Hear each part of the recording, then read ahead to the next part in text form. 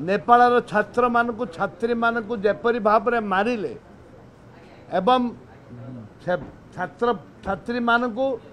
1500 छात्र को बस रे नहीं छाड़ीदे कटक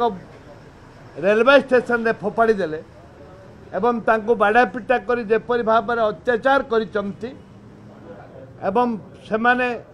कॉलेज केवल नेपाली स्टूडेंट मान को साइन कॉलेज रु साइन करिसंती जे बाहर कर देइसंती एक दुर्भाग्यपूर्ण कथा। ये ओडिशा पाई माँ माटी पाई जगन्नाथ संस्कृति को बाधा देइछि समस्त ओडिया भाई मन को बाधा देइछि अंतरात्मा को बाधा देइछि सेथिपाई मु दाबी करिछि जे तुरंत हाउस कमिटी करा जाऊ जोडिशेरी एनक्वारी करा जाऊ जहाद्वारा कि सेमानंकु ओडिशा सारा भारत जानिब जे भारत जो निंदित होइछि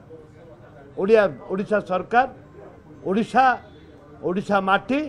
माननीय मुख्यमंत्री तांको विरुद्ध रे दृढ़ कार्यानुष्ठान ग्रहण करा जाऊ।